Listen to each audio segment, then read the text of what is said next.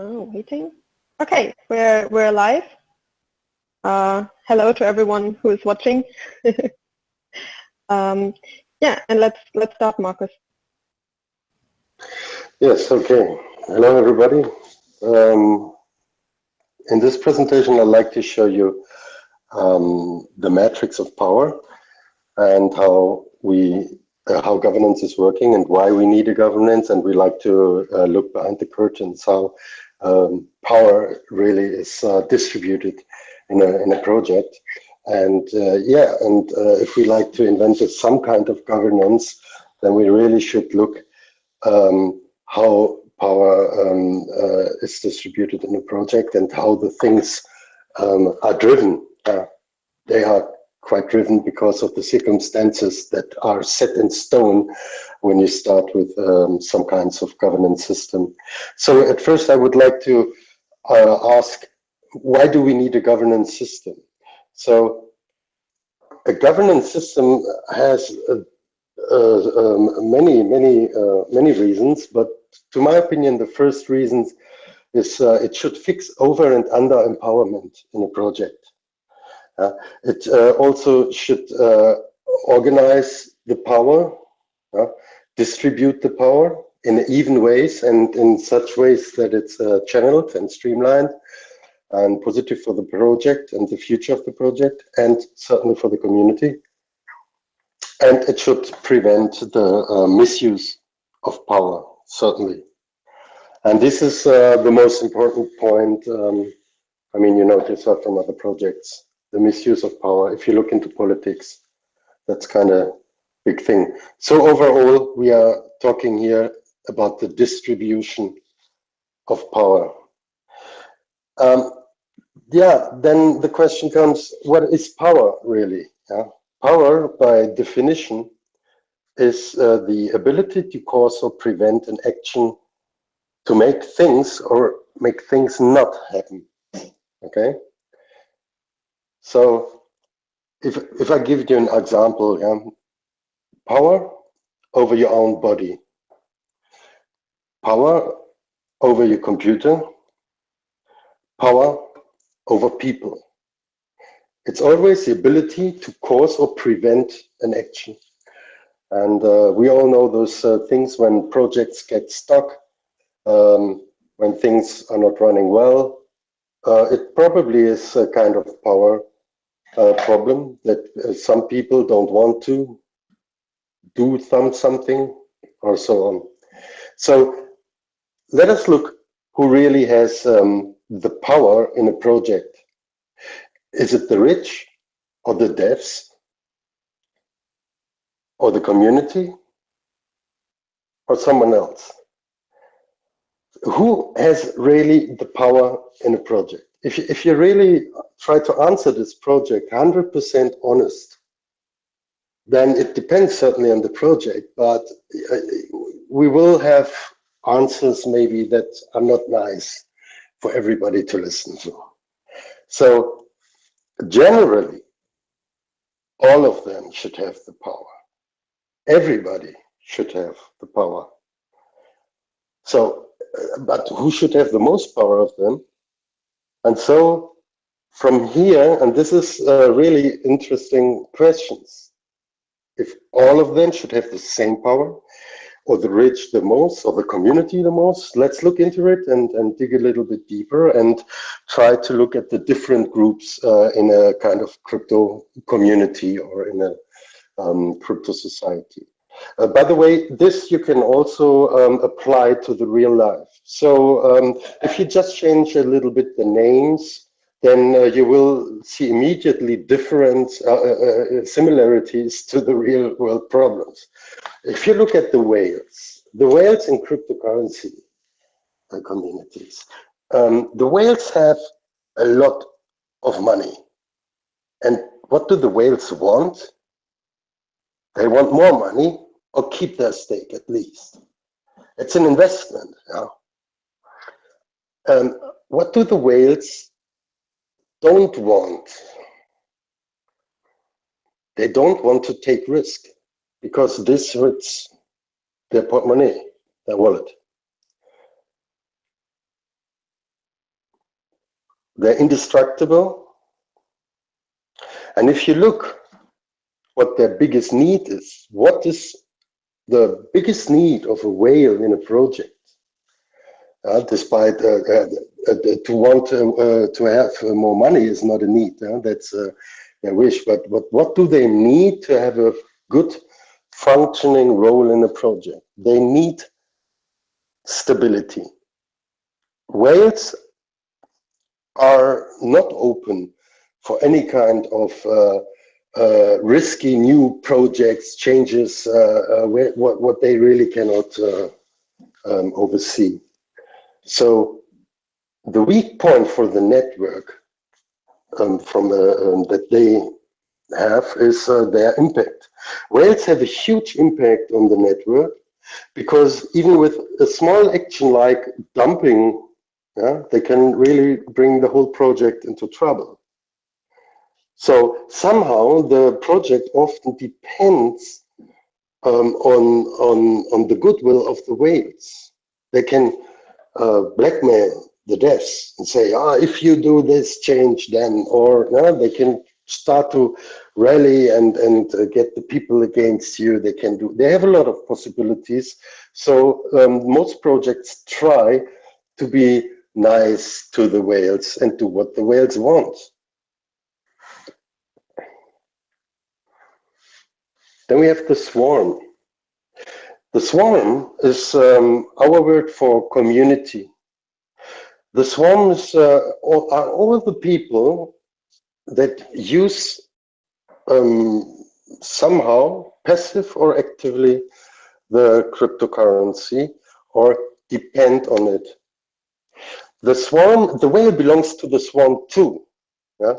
Everybody belongs to the swarm, but while being a whale, he takes a different role. So if you just want to say, okay, we look at the community without the whales, then we possibly have the swarm without the whales, and the swarm itself has different, how do you say it, approaches, needs, and wishes.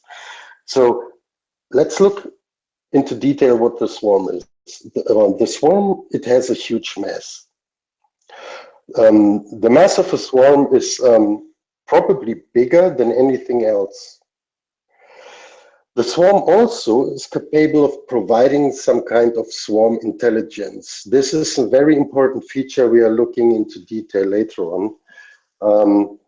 So with the swarm intelligence and more active members, it is also quite adaptable. And it has different needs than the whales do have.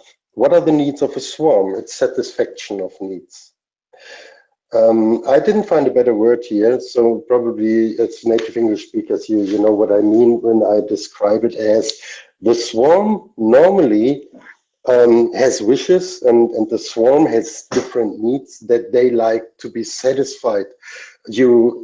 When people switch from one coin to the other, it is most likely because the new coin offers or is fulfilling and satisfactioning the needs a little bit more than the old cryptocurrency. So make the swarm happy. This is the biggest thing to get a vibrant and happy community. This is what many projects don't have in mind. Make the swarm happy. What is the weak point of the swarm? The weakest point, to my opinion, is here the easy manipulation.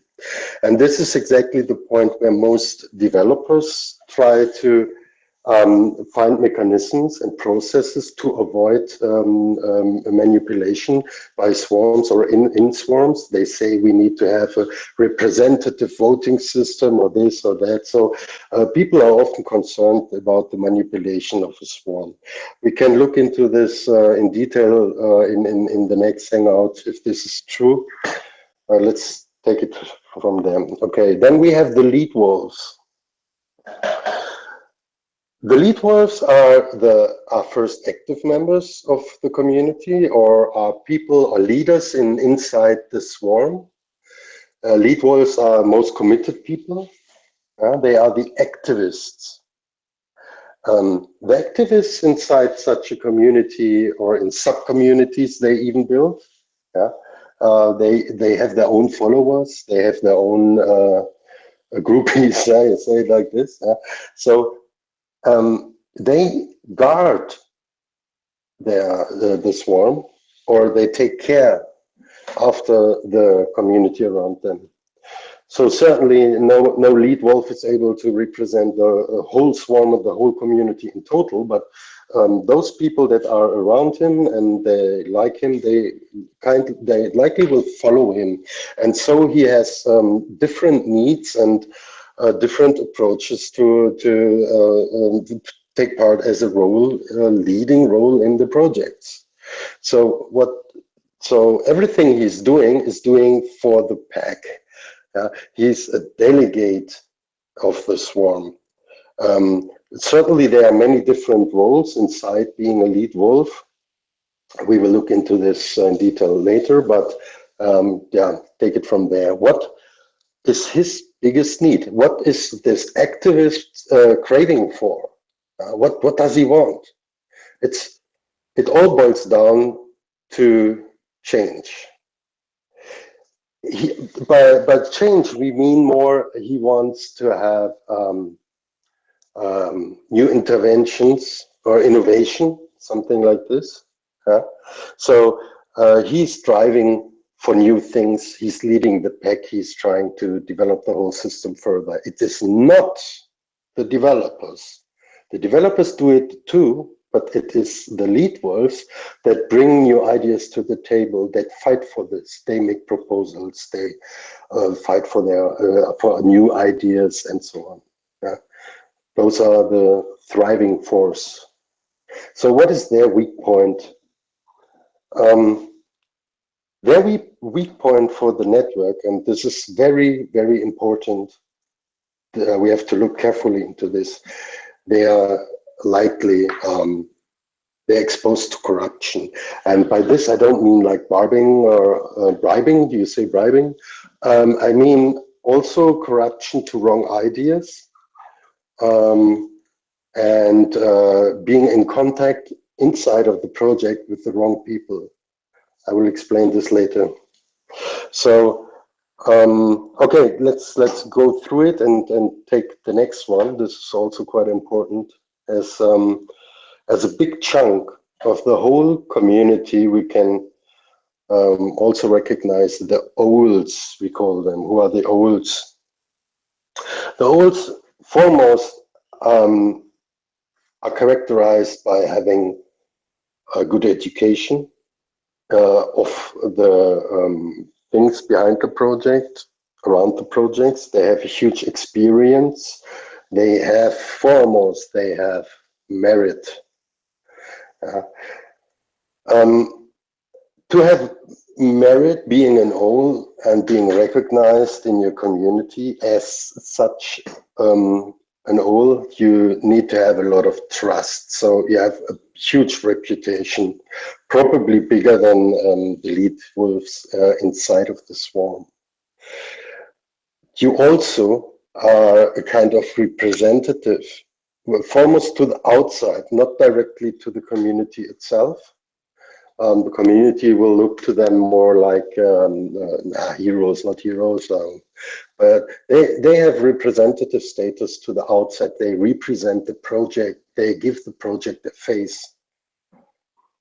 So their biggest need is not new intervention, new inventions. It's not, I had the wrong words before. It's not new inventions.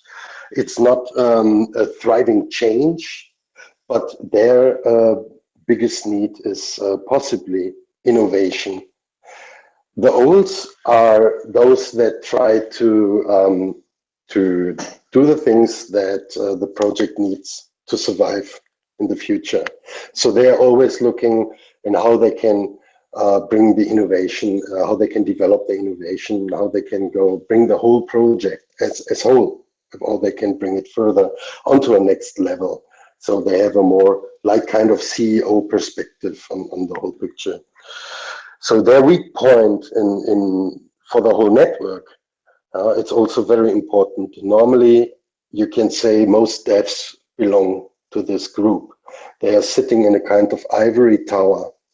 I'm not sure if the English people know this word or if it's properly translated. Should be. Ivory tower is like being the old gray man who thinks he knows everything and is not really with his feet on the ground anymore and talking to the normal people. He's trying to get his ideas of innovation through, and he has to do the politics to get this done. Okay, so if we summarize this and have a great overview of all those groups, then we have 4 different groups of power. We have the whales, we have the swarm, the community, the lead wolves, the activists, and we have the owls. So if we bring this now together in a kind of matrix, this is going to be very interesting, then we can immediately start grouping them by being more reactive or more proactive, by being powerful or by being weak. This is very important for the governance system later, that we are able to distinguish the activity and the power of all those different groups. So we have on the left side the reactives, on the right side the proactives. So you probably will immediately know who belongs to which side. I mean, the whale who is an investor and a stakeholder. Is he a proactive guy looking for innovation? Is he weak? No, certainly not. He's a reactive part of the whole thing, and he's very powerful. So let's look further. If we have the swarm is reacting, and he seems to be quite weak. This we will talk later on about, but let's first take it from there. And if we look now to the proactives in our power matrix, then who are the leaders? The leaders are proactive, but they are somehow still weak. It certainly makes sense. I mean, you have very ambitious people in a project, and they try to bring new ideas into the project, but how much of them really gets through?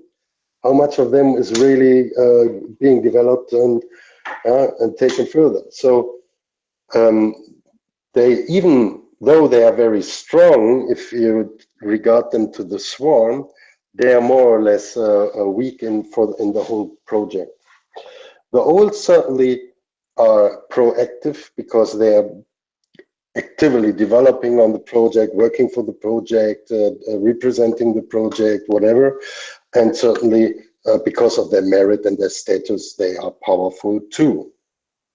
So this is the matrix of power.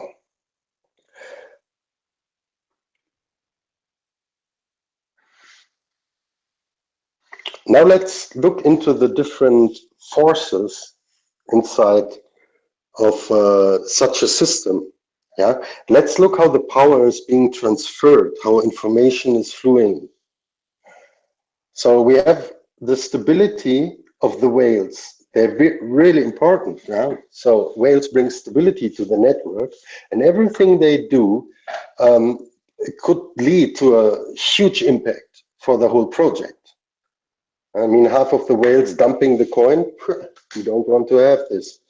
So the needs of the swarm, the fulfillment of their satisfaction or the satisfaction of their needs, but their easy manipulation, we need to take into account, and the change of the leads, of the activists, their corruptiveness, and the innovation of the owls, but their somehow limited view from the ivory tower.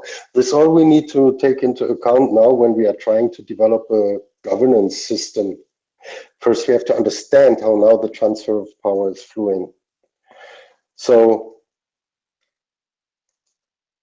you can see easily, if we just look at the community, at the swarm and the leaders inside of the swarm, that the transfer of information, the transfer of tasks, opinions, needs, the position inside the matrix and everything else, that this is fluid, it's fluid. Yeah? So everybody inside the swarm, just by taking action, not doing much, just take action and being recognized by others makes you an activist. So you become from a passive user immediately, or a passive swarm, a fish in the big fish swarm, you become an activist that is thriving for change, that steps up and wants something to do. And this is exactly the people, not the people, the process is exactly what we need. We don't need the people to take the role and give them names and titles. We don't need the people, they are not important. We need the thriving force, the transfer of becoming from a passive to an active member, even to a leader. This must be fluid. So certainly, if there is a leader being recognized by more and more people inside of the whole project, it doesn't matter if from a whale, from the oils, or from a lot of fans inside of the swarm. Everybody that is already an active member of the swarm, and by this taking somehow action and lead, can become an owl.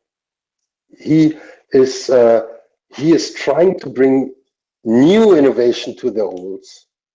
He is trying to get up and bring new proposals into the system. And the owls certainly are trying to fulfill those needs. Yeah?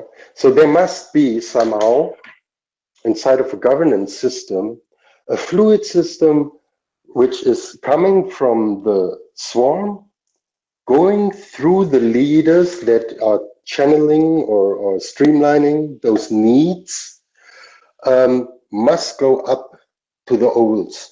And it is a kind of duty for the owls to try to fulfill this. If you look now to other projects, it's completely different there. We will go into detail. We will say it by example later.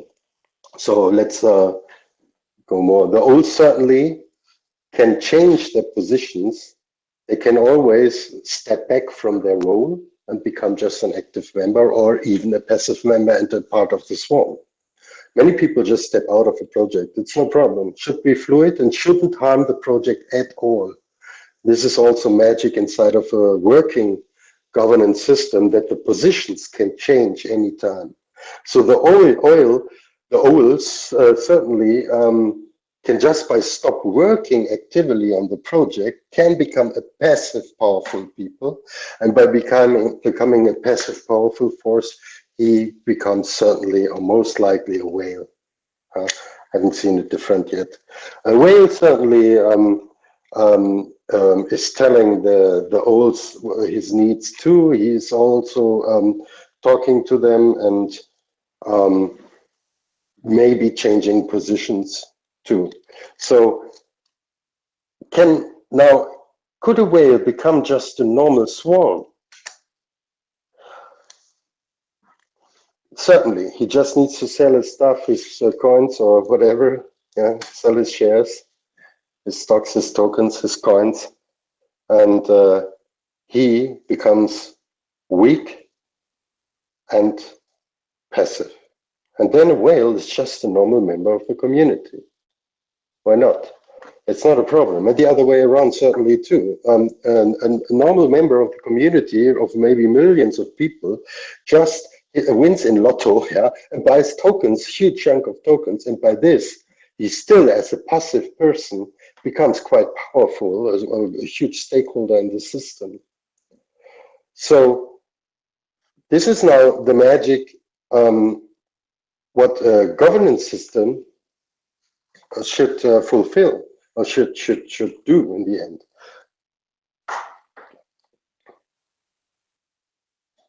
Yeah, what I also wanted to say is that those green arrows, they are always people who are changing the inside of the matrix, but also always information or needs, or also between the whales and the swarm. There's also a possibility of information or communication between them.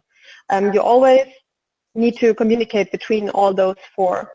If this is not done, this fluid circle is kind of broken.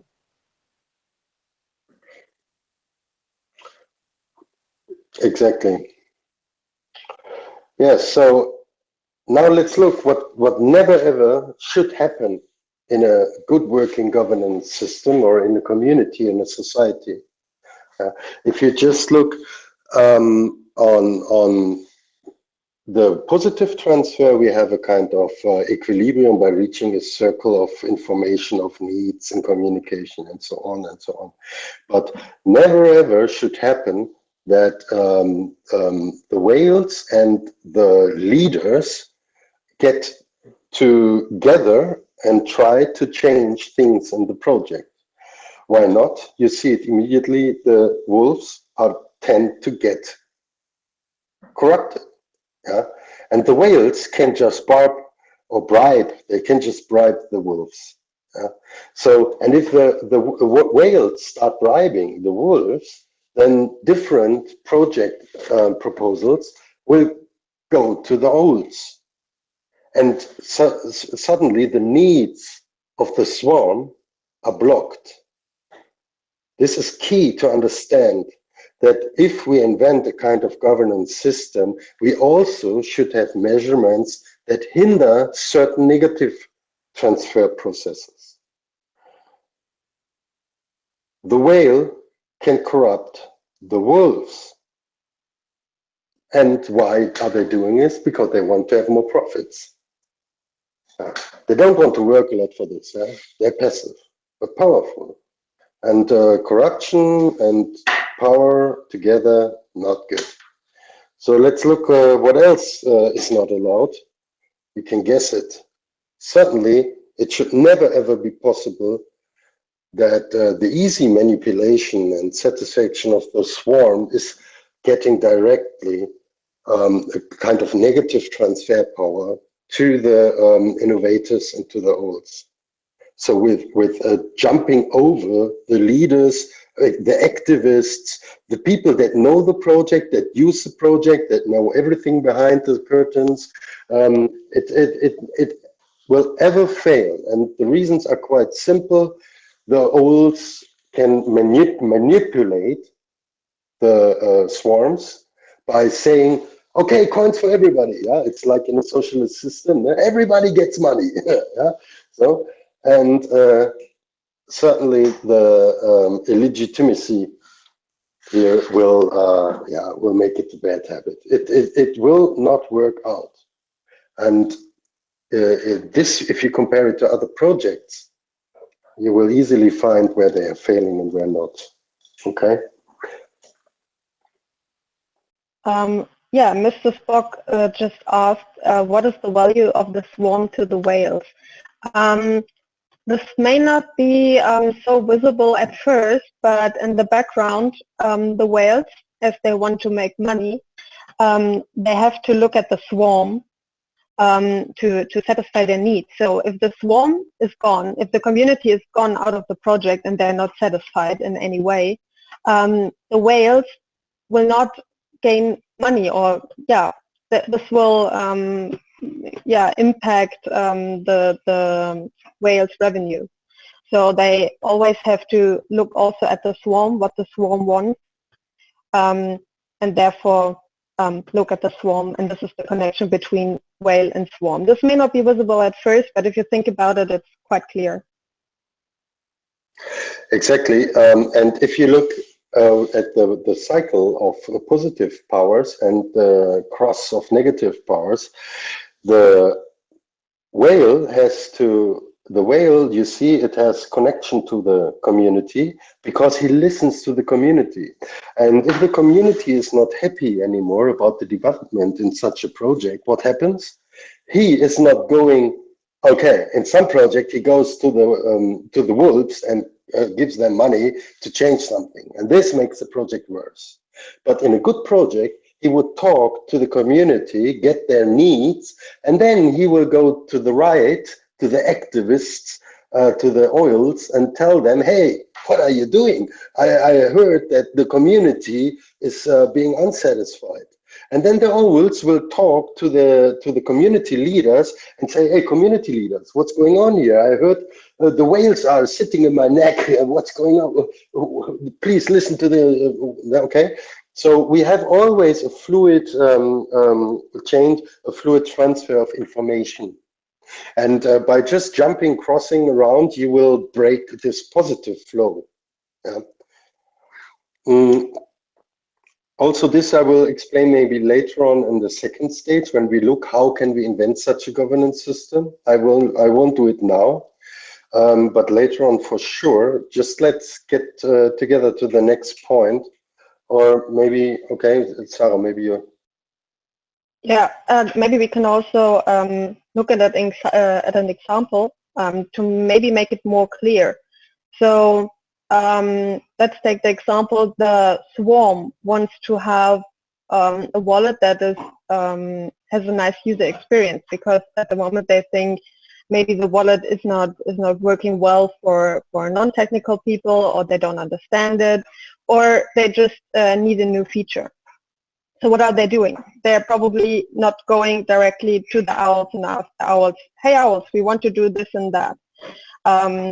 What they will do is they tell their needs to the wolf, and he is transferring this information about a new feature or a better user experience to the owls.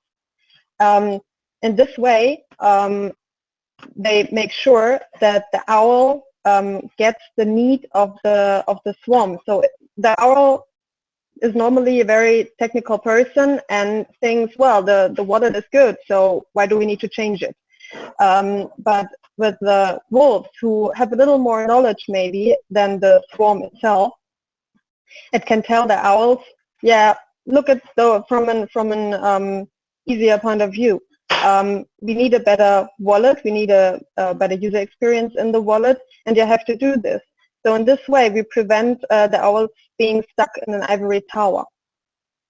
And also from the whales, the owl go to the whales and say, yeah, whale, we need maybe some financing for this.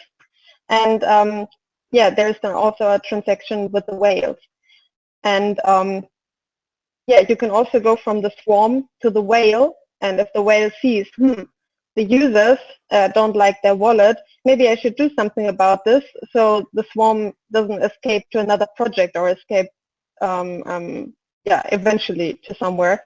And they're also going to the owl and try to communicate this to the owl.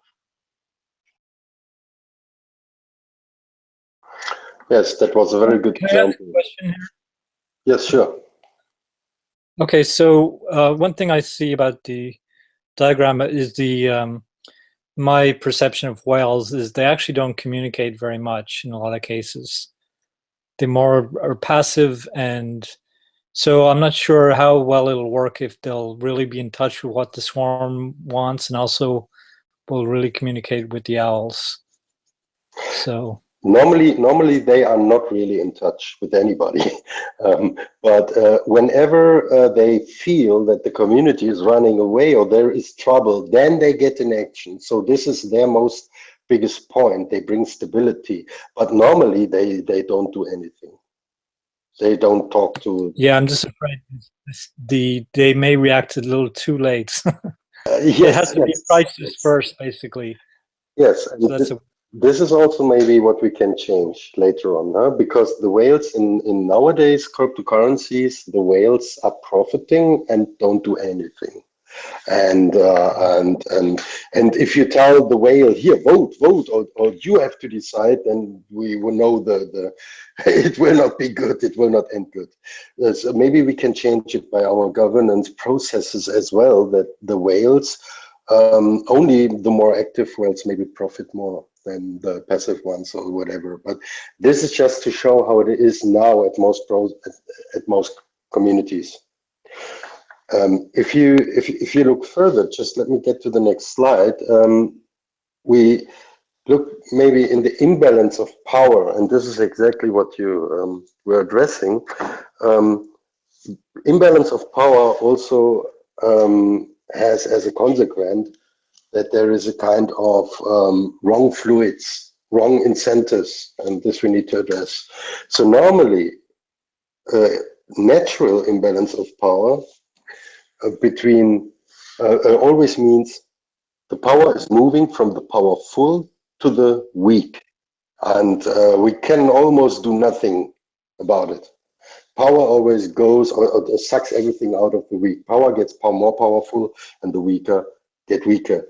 The symptoms of such an imbalance of power are mostly corruption, illegitimacy, the profiteering, and the manipulation. And this is what I showed before, in that wrong transfers. Yeah? If you jump over the next steps and you don't try to get a fluid cycle of power, streaming power, then you have illegitimacy, manipulation, profiteering, and corruption between the wrong parts in the whole system.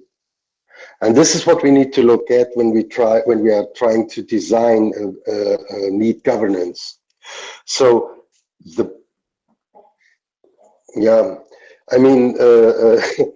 exactly here in this point, maybe Dash is the best example. Yeah. Sarah, you have a very good example about Dash. Can you tell us a little bit more about it? Yeah, I was reading an analysis of the governance system of Dash. Markus, can you go back to the other slide? And we can see that there is a big imbalance of power. So what Dash has done with its governance system is they have master nodes, and to get a master node you have to be quite wealthy. So I don't know what the current price of a master node is, but it's quite high, much higher than in Pivx, and in Format we don't have a master node at all. So maybe these are kind of whales actually.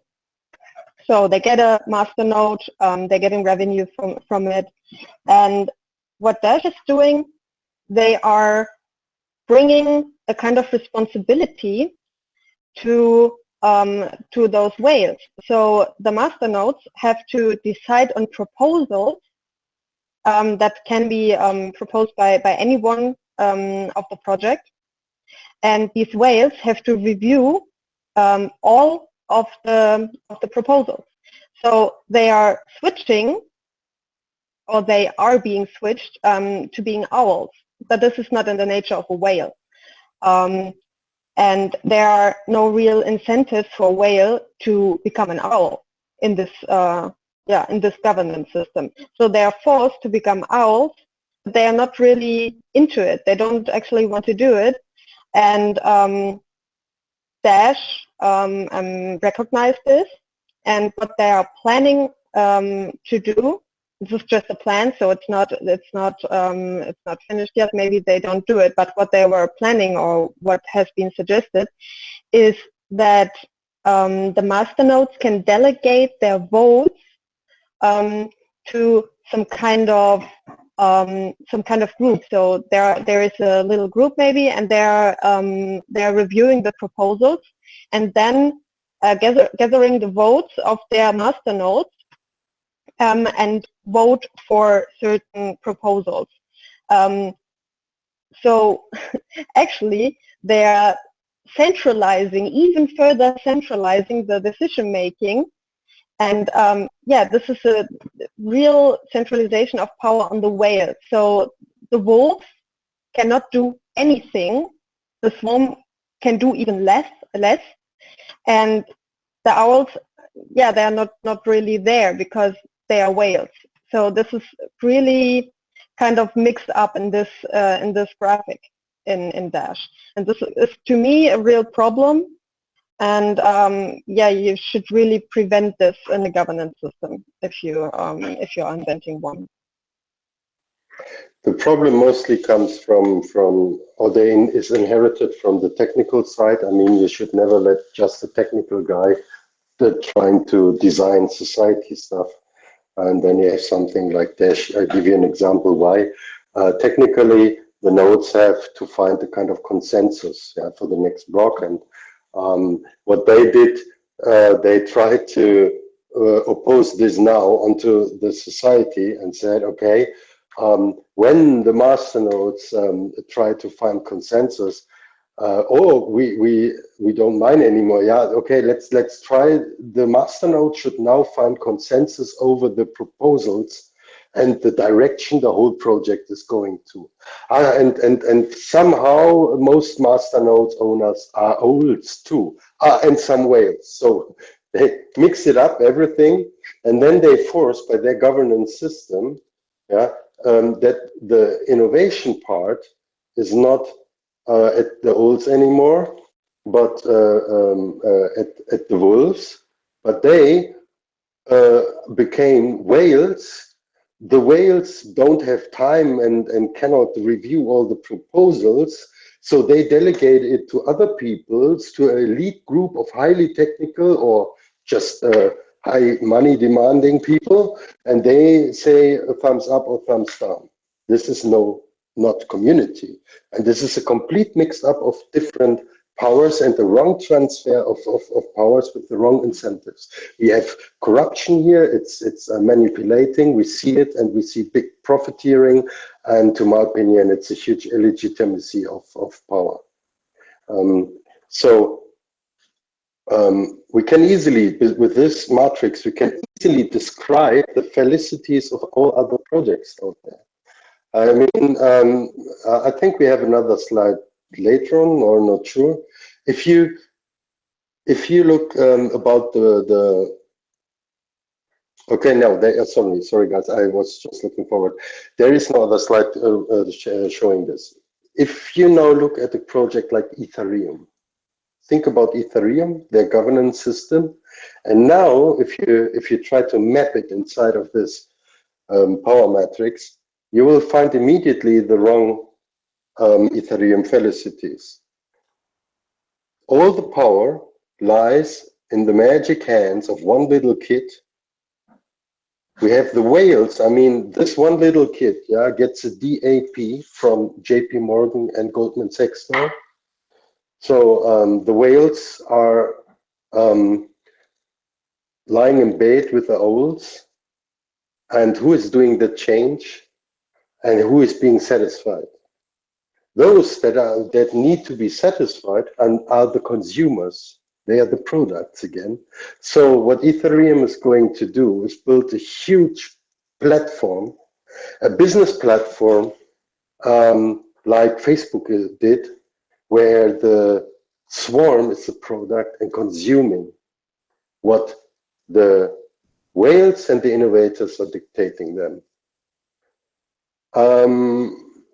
When we talk in the second stage about the better governance system, then I will go into detail and show you exactly a new chart where you can see exactly where Vitalik is getting headbanged by and so on. Okay, so this is the problem. And if you look to Dash, you have a complete mix-up. And always, in all projects, the satisfaction and the needs of the swarm is not fulfilled. And this is what we looked into when we tried to design the governance system from Fermat. Honestly, I can tell you in version 1, we are far from being there where we should be. But we are also working on a version 2. And I can tell you that version 1, at least, is way better than Dash. And we are doing better there. So PIVX has really the chance to get right immediately to version 2, or maybe a better, different one. But yeah, I see no project so far that is able to balance the powers. Let me show you another slide. Governance is all about balance of power, and this is key to stability, to satisfaction of needs, of the needs from the swarm, and not JP Morgan. It's for change and innovation. So how can we build this balance of power? Today, if you compare it with governance, how are they, or how in our society is the balance of power being built? We have governance. Nowadays we have a kind of fake democracy. We have the law, and we have peoples-based trust systems, trust in humans. And I don't need to tell you where this ends. Always, when you give some key positions and centralist humans, when you give them power. And this we have to change. We have to find a new balance of power. And the cryptocurrencies, they have the possibility to build a kind of decentralized society, to build new decentralized communities. And inside such a community, it doesn't matter how small or how big, if we get inside one community a balance of power of all different power groups, then this is a project for the future. This will change the world. I'm quite sure about that. So in the future, this balance of power needs to change, and we have to develop it. We have to prove it that we can do it. We have the code to do it, and we have coded governance. So the goal is to keep the balance of power in place. We have smart contracts, we have code, we have a lot of possibilities. I'm currently working on another project where I'm going much more into detail. So this should it be from there. But let's talk briefly about the next steps now. The next steps are, the next days we should let's think it a bit, and then we should think about the matrix of power, and we should compare it to other projects. The same like we did now with Dash and Ethereum. Maybe a good challenge is let's think in Slack about how is the balance of power in ETC, in Ethereum Classic. And then as a second step, we should think about the optimal balance of power. And this is maybe the next hangout we should do next week or in a couple of days. Because if we think about the optimal balance of power, should we, for example, have master nodes or not? Should we get rid of them or not? And if we keep them, how should we restructure the processes? What processes are needed? How should we combine the powers? And if we can answer this, if we find good answers to the second step, then we're almost there, because then it's easy to design the processes. Then people like Cryptosi and Eric and all the other peoples in this project will have a kind of goal or have a kind of guideline where they're aiming to, and then it's easy to design the processes and not get stuck by the overall picture or a wrong overall designed project. From step one, the project has to have a cycle of power where the powers themselves converge in the middle somehow and find an equilibrium.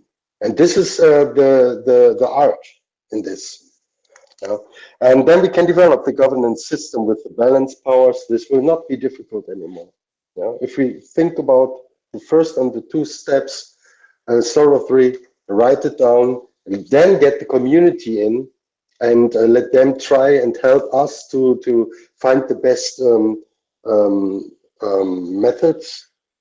And we can fine-tune them, fine-tune the processes and the methods, and make a very good balance system. So help us building a coded governance system and help us make PIVX great. Not again, it is great. Thanks, guys.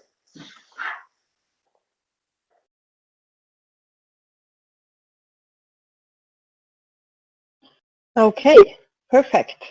I think it was quite good, and I hope, yeah, you understood what we were trying to say with this matrix of power.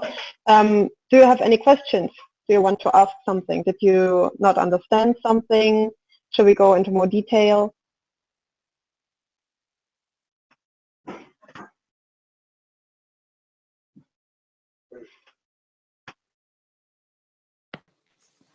Yeah, Eric has a question. Or John?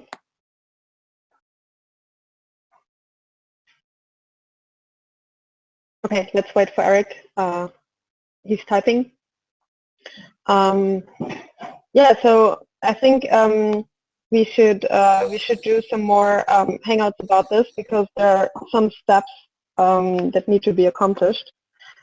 And there is a question: how far along is Fermat from taking these ideals and bringing them to code?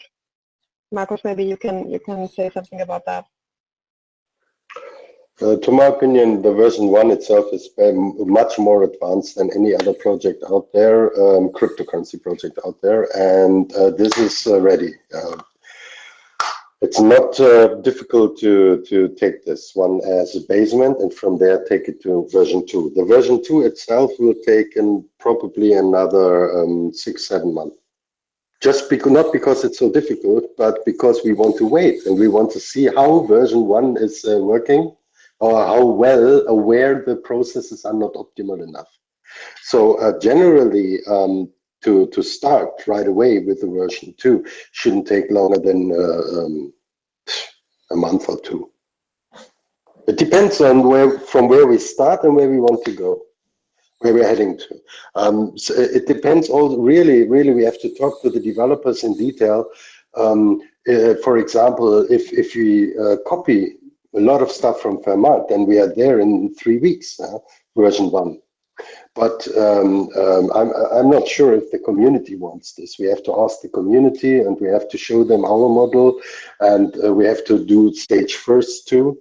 Think about the optimal balances and compare it to Fermat, and then you will see immediately that it's not that optimal too, but it's quite good. And from there we can take it to another level if you like to. But it's not difficult anymore, and it's not that much. We have already the apps. We have the app, like the voting app, the contributor app. It's all there. Yeah, this is also what Eric was writing. And if you're bringing them to code, it's almost finished. So we have those contribution apps and voting apps, and this is it's not far away. We can see the horizon. Honestly, the reason why we didn't release it to the whole public is just that the whales were not happy with the overall UX experience, user interface experience with the apps. We are quite finished, but the voting apps that are running on the mobile phones didn't meet the standards of the whales. The community was happy. It was a satisfaction where the needs were satisfied, but because the community said, well, it doesn't matter, just release, we want to see it. But the whales said, oh my God, you cannot give these apps to normal noobs, that you cannot let them pay with Satoshis. They don't know what Satoshis are, and it looks ugly and this and that. So we do a complete overhaul of the apps, and they are probably, Matthias is finished in a week or 2, and then we release finally, but it's working, it's there. Okay, so I really like this framework you put together and a way of looking at things. So I think it's a good kind of point to talk around. And so I am still a bit concerned about how do we go from where we are now to actually getting this balance of power. I think, given that, a lot of us are fairly new here, I think a lot of the ownership of PIVX is concentrated in a few people. I don't know how big that is, maybe 20, 30 people or less. And even within that group, there might be a few that have really large stakes, or so they're basically the whales. So I'm not sure how easily it'll be to transition into more balanced system. And I mean, basically for that to happen, I see the whales have to sell some of their PIVX to allow more new people to come in and distribute that power. And most of these kind of cryptocurrencies, there's more of a incentive to hold than there is to sell. So I'm just I want to see how we can kind of get around that problem to avoid it being concentrated in too few hands. So Right. would like to hear what people's thoughts are on that. You nailed it exactly. It's the same. I have no answers yet exactly for this. I certainly have some ideas, but all of them need to be addressed. I think we need to have a second hangout in a couple of days, and then we start, and then we should answer these questions. Should look deeply what do we have now, and where could we go to, and what possibly what the whales are willing to, or what are willing to support. And this is these are answers that the community at whole must give. I cannot say this. And you're completely right.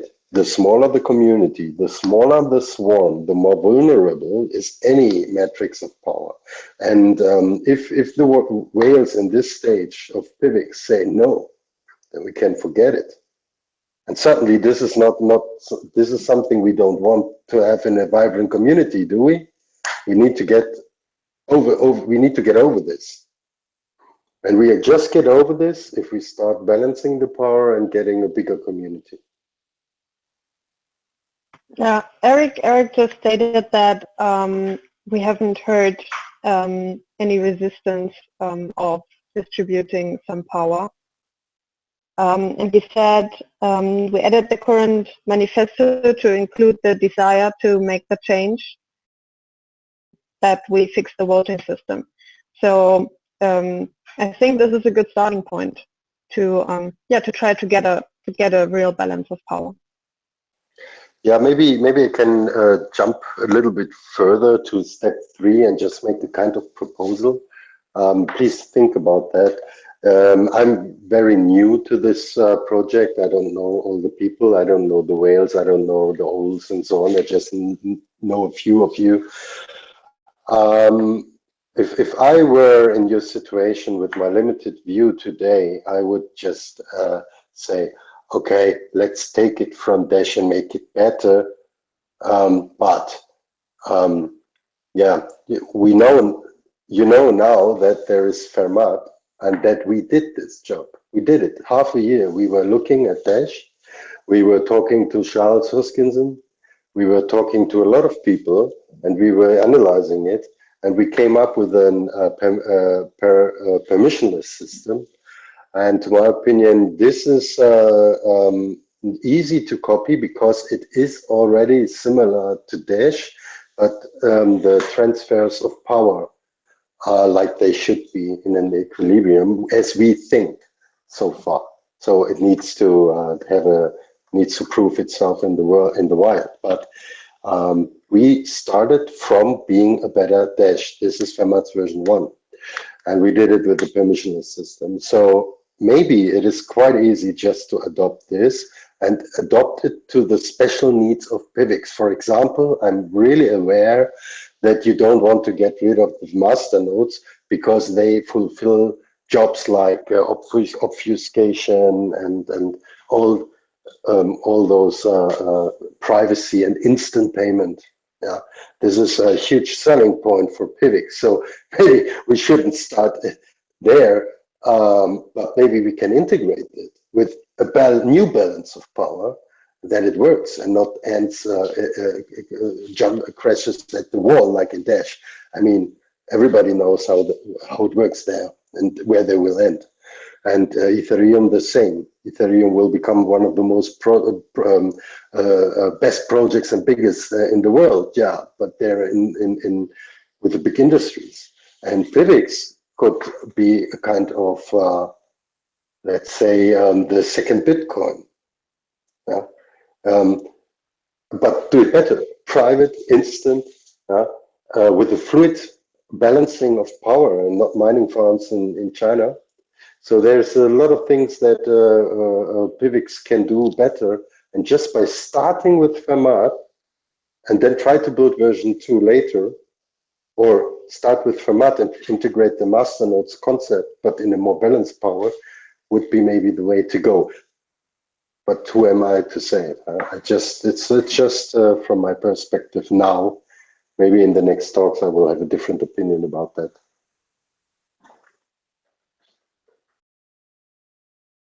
Okay, any further questions?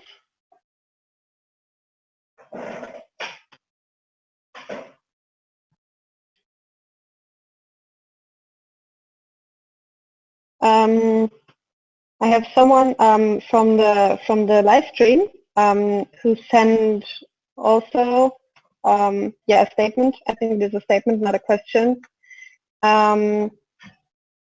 He said that I'm not sure if he's in PIVX, but he says that they are working on a way more complex governing system. And we should not underestimate the difficulty of this regarding the code that is needed. It will probably be maybe a little bit complex to build a governance system that works, because you have all those variables that you have to think of. But I think if you count most of them in and think about the principles behind them, you can group them and find a way to solve them. And chat is asking if we can quote Markus on that prediction, on the second Bitcoin prediction. Yes, quote me. I mean, honestly, guys, let answer me the first statement about the code and the complexity.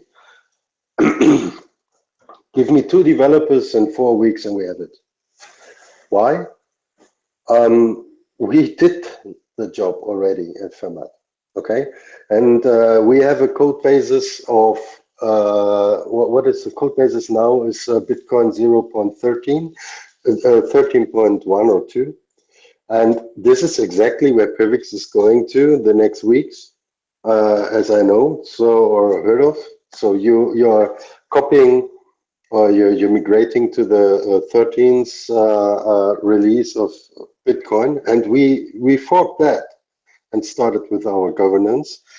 And what we did, in contrary to the Dash people, the biggest flaw in Dash from the blockchain and security perspective, I'm not talking about the wrong powers and the wrong incentives, but from the security point of perspective, their governance system is done external, centralized, through forums, boards, proposal thingies, I'm not sure, and they just write into the blockchain the proposal connections or the money and so on later. That just some information.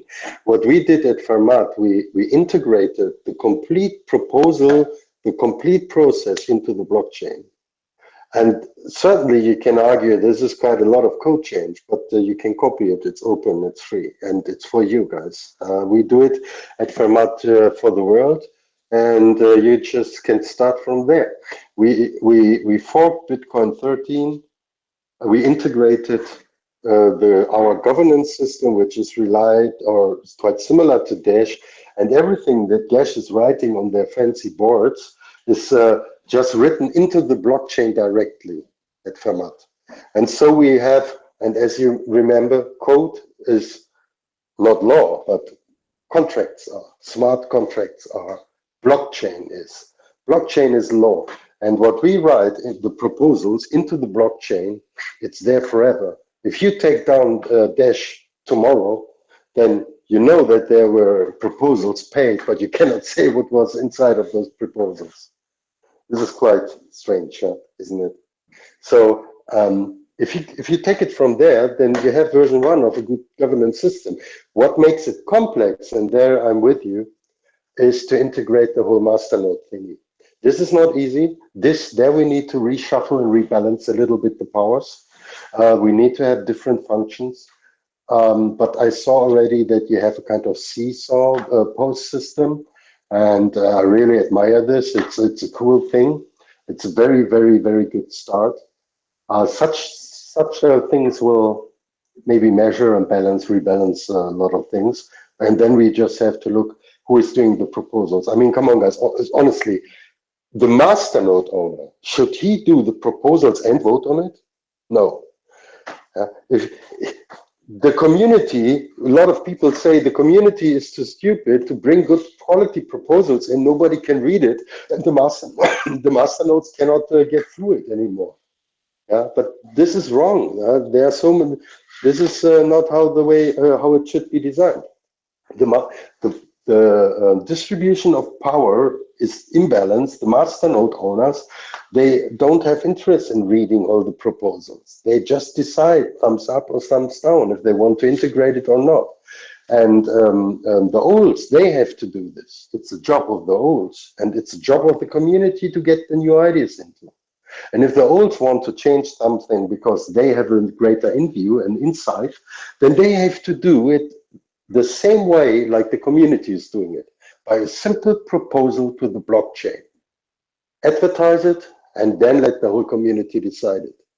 That's direct democracy. That's how it should be. And this is how Bitcoin was designed from the beginning, permissionless. Everybody can set up a node. Everybody can be part of the network. Everybody can try to be part of the consensus system, but you don't need to. And if you look at Ethereum Classic, they are switching now to a finite money system. The community is now split. They don't know if they want it or not. Then you have overpowering of sorry, I'm just going too far. I mean, this is subject to the next talk. But the powers are imbalanced.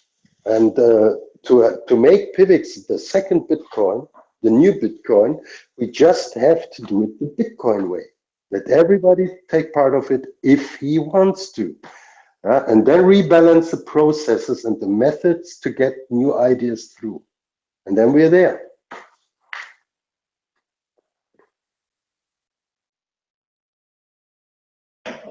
Okay. So if we don't have any further questions, I would say we finished the live stream. Maybe you guys want to discuss a little bit more later on. We can do that.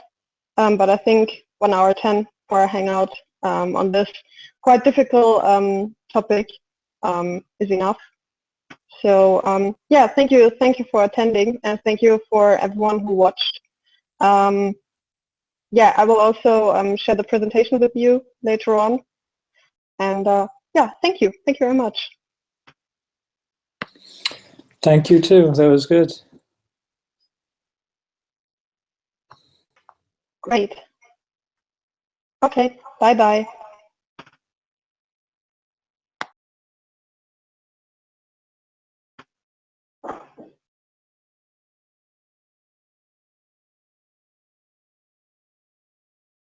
Toll, direkt am Ende hatte ich jetzt einen Verbindungsabbruch.